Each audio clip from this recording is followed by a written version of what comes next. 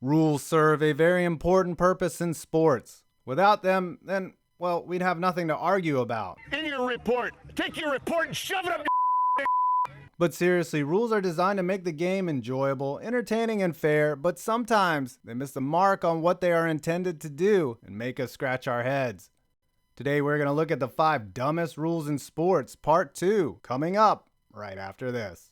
Today's video is brought to you by SeatGeek. SeatGeek is an app that aggregates ticket prices from all over the web and gives them a score from 1 to 100. And on top of that, lets you see the view from your seats before you even buy. Download the SeatGeek app from the link below and use my code FPV at checkout and get $20 off your first order. SeatGeek. Number 5, no coaching in tennis. If it wasn't for Serena Williams' recent outburst in the US Open final, you might have never heard about this dumb rule. As the USTA rulebook reads, players shall not receive coaching during a match, including the warm-up. Communications of any kind, audible or visible between a player and a coach, may be construed as coaching. This is the dumbest thing I have ever seen. Why even invite your coach to a match if he or she claps and you get a warning and you ultimately could lose points and games from it? Even more ridiculous, the 229-word rule goes on to essentially hold the player on the court accountable for any obscene or abusive actions from their coach, including public statements critical of the tournament and officiating. Verbal abuse.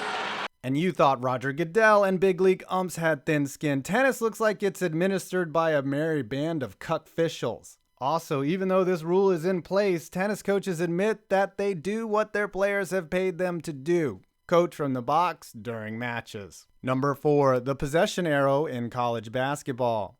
Imagine if you work really hard at something, do exactly what your coaches tell you to do, create a key defensive play, and in that moment, all you're awarded with is an IOU. That's as good as money, sir. Those are IOUs. That's basically what the possession arrow is in college basketball, and whenever there is a tie-up or simultaneous possession of the basketball, whoever gets the ball next is basically chosen by a coin toss. Every college game starts with a tip-off, and from that tip, whoever did not get the basketball gets the arrow. When a jump ball situation occurs after that, the team with the arrow gets the ball, and then it's switched. In the NBA, they handle jump balls with, you guessed it, a jump ball. It is believed that in college, the possession arrow rules were put in place because some teams are much taller than others. Well, I have news for you. Freaking good for them. Go out and recruit in small villages in Africa like John Thompson did instead of whining. Additionally, if your team does not have the arrow and your defense causes a tie-up, the other team still gets to keep the ball. I'm getting dumber for this, people, and that's saying something. Number 3, the caution clock in NASCAR. Okay, so this rule isn't actually in place anymore, but it is so dumb, it has to be on this list. In 2016, NASCAR, looking to spice things up as viewership declined, introduced a new rule to its Craftsman Truck Series, the controversial caution clock, which implemented a mandatory halt to a race if 20 minutes go by without some type of accident or race-stopping incident. So let's get this straight. After 20 minutes of green flag racing, the race will automatically go under caution. Every car can pit, NASCAR gets to run a commercial, the field gets bunched up again, laps get shaved off the race at 45 miles an hour, and nobody wins. Honestly, if they needed a wreck to slow things down, they should just let Brian France take a lap on the track in his Lexus screaming, "Do you know who I am?" every 20 minutes. Do you know who I am? The caution clock was abandoned after just 1 year. Number 2, golf crowds being quiet. Golf is pretty hard, but is it so hard you can't hear a little noise when you play? You suck, you jackass. Let's look at a side-by-side comparison to other sports here.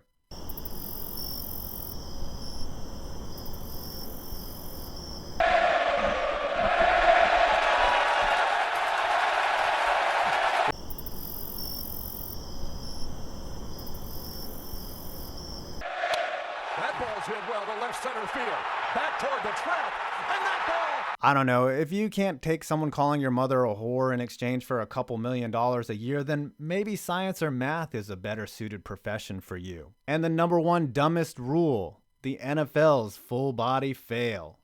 You thought I was going to go with the lowering of the helmet rule as the dumbest one on the list, but nope. Hidden in the NFL's new rules is an even dumber rule than the dumberest rule you were thinking of. As a knee-jerk reaction to Golden Boy Aaron Rodgers getting flattened by a steamroller named Anthony Barr last year, the NFL tweaked its roughing the passer rule to include this verbiage. A defensive player must not unnecessarily or violently throw the passer down and land on top of him with all or most of the defender's weight. And as the Browns' Myles Garrett found out, this passage must also exclude touching the QB in any shape or form, as apparently him and Isaac Newton have major qualms with the NFL on account that Garrett cannot violate the laws of physics, yet him partially landing on 245-pound Big Ben constitutes a 15-yard penalty and subsequent TD score by James Conner. There were other incidents around the league involving this rule, prompting my buddy Bengal to unleash this perfect tweet that absolutely nailed it.